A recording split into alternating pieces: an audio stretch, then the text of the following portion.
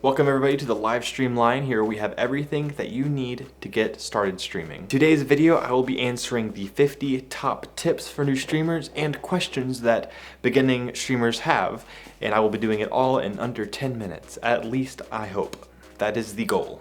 I'm not gonna have any other fluff for the beginning of this video. Let's jump straight on into it. Simon, roll the intro, and then we'll get right into the questions. So we have 50 questions. This should cover about anything that you need. So question number 1, how do I get affiliate? Well, the main things that you need are an average of 3 viewers and 50 followers. Question 2, can you lose affiliate? No, you cannot. Once you have affiliate, it's yours even if you stop streaming for years. If you come back, you will still be affiliate. Question 3, how to choose a name for streaming? Well, you want something that's easy to say, easy to read, and something that is easy for people to tell their friends about so they don't have to go in some long explanation. That is part of the reason why I'm rebranding from PSYRIK over to my name, Nate Barber. By the way, if you want to see that rebrand, check out my second streaming channel down in the description below. Question 4, I have blank disability. Would people watch me? Yes. The secret though is to make that disability a part of your brand. So I know somebody, for example, who has only one hand that they can use the game, and I've told them, make a stream around the fact that you play games with one hand. That's fascinating, and that will surely draw interest to your stream. Question 5, what to buy first, a mic or a camera? Now, while both are very important when it comes to streaming, for your first purchase, what you want to get is a microphone first.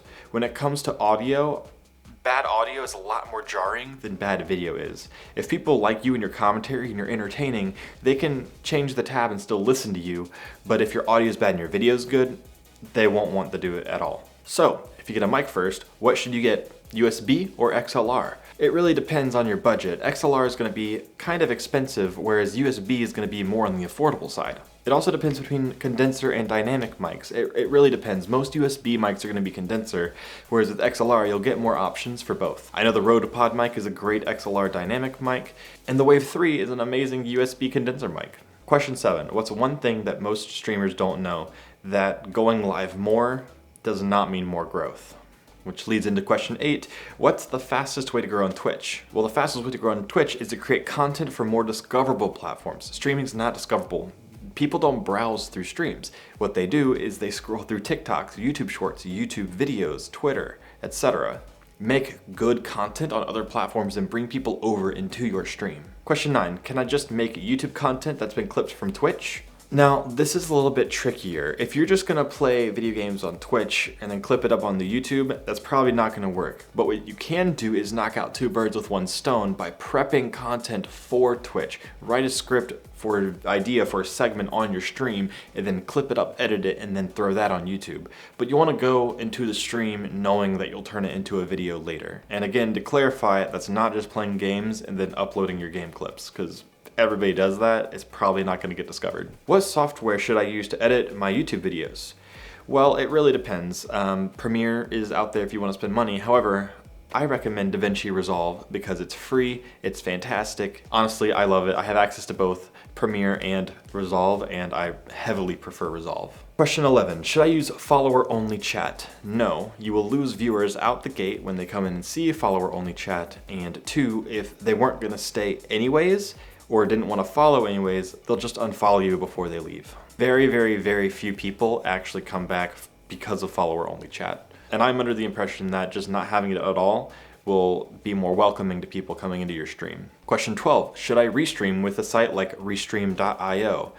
Now, most of the time I'm gonna say no, because catering to a single platform will make your stream a lot better, though this is really up for debate. People like Harris Heller and Devin Nash both are on opposite ends of the spectrum with this, whereas I'm more lean towards Harris's view where it's not that helpful, but you can use it in off scenarios like, for example, I'm moving from Twitch to YouTube in about a month, and for 2 months, I will be streaming to YouTube, but restreaming to Twitch, but only interacting with YouTube. So that way I can draw some of my followers from Twitch who see me live, but they see I'm live on YouTube gaming primarily from my Twitch title. They can jump over to YouTube, and it's a way to catch some stragglers as I move platforms. So creative things like that can make it a lot better. But for the majority of people, no, don't use it.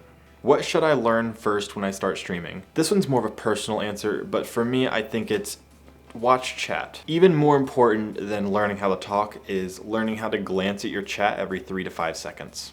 If somebody's talking but not looking at their chat and I want to go in and talk and they don't reply to my message, I'm probably just going to leave. However, if they're being quiet, I at least can say, hey, how are you doing? The conversation will actually start instead of them just monologuing to themselves. So first thing to learn how to look at chat even while you're in the middle of playing games. Question 14, should I follow for follow? No. Nobody actually follows you in this scenario where they care about you. They just want follows for themselves, and you're doing the same thing. You don't inherently care about people that you're following for following. And the same thing is in reverse. You don't care about whoever you're following. You just want to follow for yourself. They're on the same spectrum. How can I be successful with a variety stream? Make the content about you, not the game you're playing. Top 3 streaming peripherals that I recommend. Now, a lot of streaming peripherals are just kind of like the icing on the cake. For me personally, my favorite 3 streaming extras are my Go XLR, my Stream Deck, and my giant water bottle so I don't run out of water in the middle of the stream. Question 17, should you use a green screen or a room? Now, that really depends on the space you're working with. If you can make it interesting, then by all means, decorate your room and use your room. But if you don't really have that option, green screens are great too. Should I swear on stream or should I make it family friendly? Think about it like this. Nobody's gonna leave from the lack of cursing. If anything, you're only gaining viewers that don't want to hear it. It's kind of a win-win to just not. But really, that's my opinion. It depends on what your content is and the niche you're going for. What's the difference between a Prime subscription and a regular subscription? Well, Prime subscriptions, Twitch doesn't take out processing fees, so you actually get the $250 instead of a regular sub's $223 or whatever it is. As well as regular subs automatically resubscribe every month, whereas Prime subs, you have to manually resubscribe every month. So they both have their pro and they both have their con. Should I stream on YouTube or Twitch? Now, that kind of depends on your content. Do you already have a following on Twitch, but it's not big enough to move over into YouTube? You should probably stay on Twitch. However, if you're just starting, honestly, it really depends on a business perspective. Where do you want to be in 5 years? Do you want to be full-time on Twitch or do you want to be full-time on YouTube? Which platform do you think will be better? Personally, I don't like the way Twitch runs their company and I don't want to partner myself with them. And YouTube knows what they're doing in the video and streaming space, and I think that they're going to overtake Twitch in the next few years. But ultimately, both are great platforms at the moment. They both have their flaws, but they're both great platforms. Go where you feel most drawn to. What music is safe to use in my streams?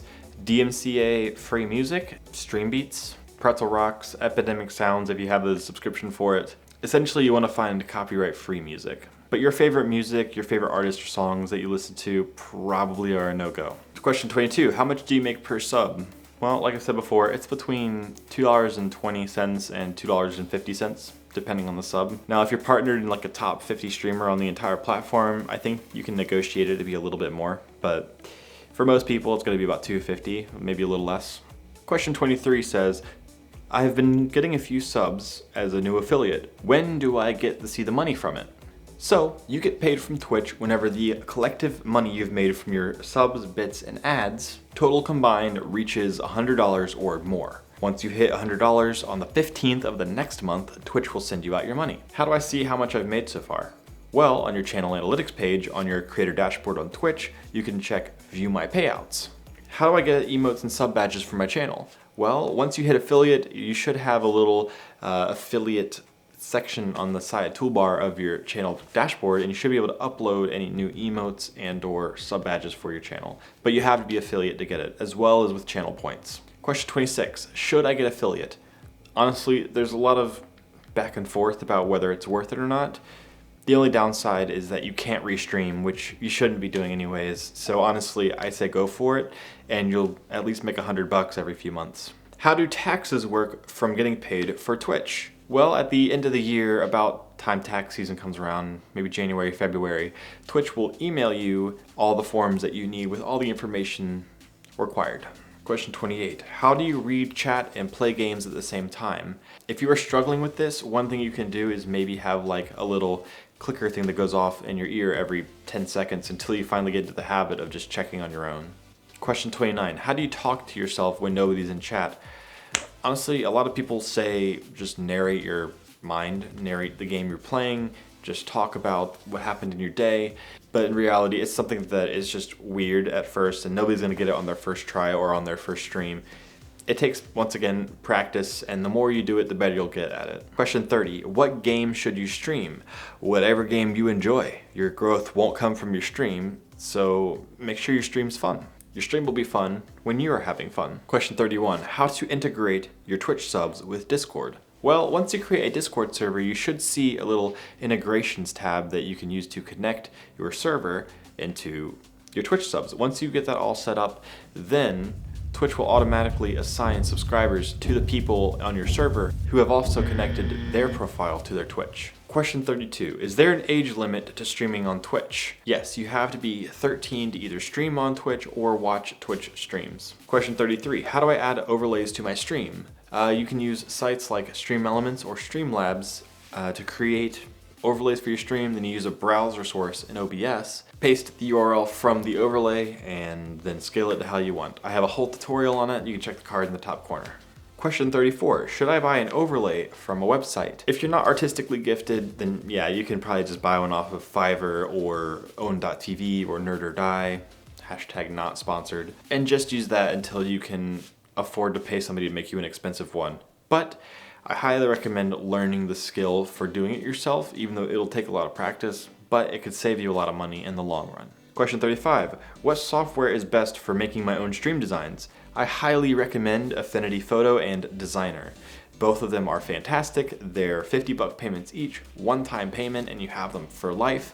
And I personally like them a lot better than Photoshop and Illustrator. Question 36, how do I get alerts for my stream?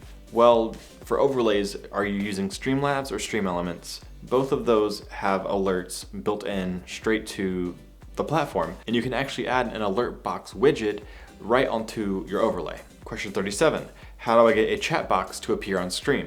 Once again, that's all part of the overlays that you can add on Streamlabs or Stream Elements. Okay, you've mentioned Streamlabs and Stream Elements a few times. Which one should you use? Streamlabs is a bit easier, but it's also a bit buggier, and I've never had a great experience with it.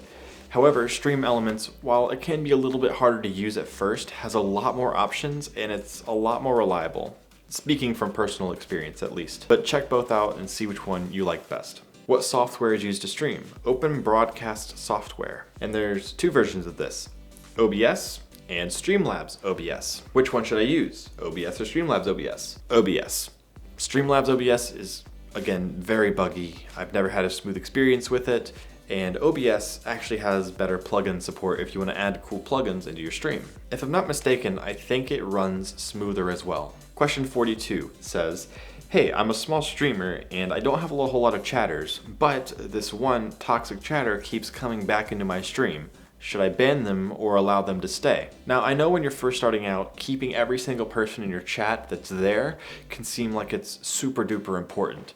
But when you're keeping somebody there that's toxic, it will, one, drive down your enjoyment of streaming, as well as drive away anybody else that wants to come and have a fun time in your stream, in your community. If they're being toxic, save yourself the headache, just ban them. Question 43, how do I add a stream transition to my stream? So what you can do is if you go down to your scenes management in OBS, you can click plus, stinger transition, and then upload your own file and set the milliseconds to whatever the full coverage of the transition is. Question 44, what's the best way to promote my stream on other sites? Honestly, by just making content that's good on other sites and then pointing people to your stream. That's really the only good way to do it, because otherwise nobody cares if you post a Twitch link. I mean, maybe if you have a core following, you can post it on Discord and Twitter, but if you're really brand new and you're just starting out, just make content on other platforms. Posting your Twitch link isn't gonna do much. Question 45, is it worth it to stream from a console? Now, that is a really good question. You can do it, and you can be successful while doing it. However, if you're only from a console without the capture card, uploading straight from Xbox or PlayStation software, the bar for production is gonna be really low, and you're on an uphill battle, on an already uphill battle. So take that information as you will. If you really wanna get started with streaming, just go ahead and do it. The worst that happens is you get to have a fun stream with nobody there.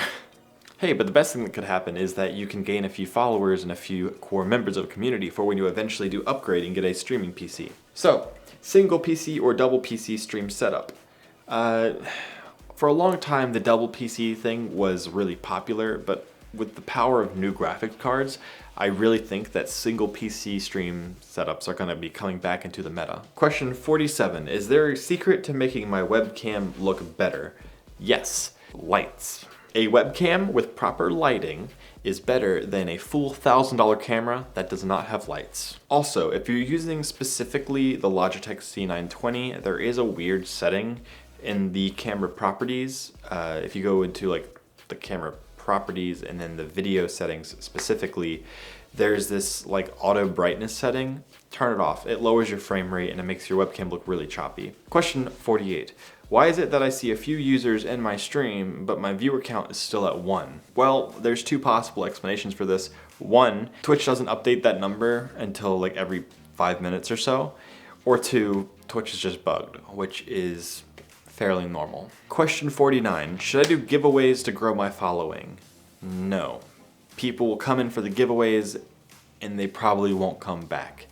The only time I recommend doing giveaways is for like charity for your community that's already there. And question 50, should I do a charity or 24-hour stream? Charity streams and 24-hour streams are really fun events, especially if you already have a core community.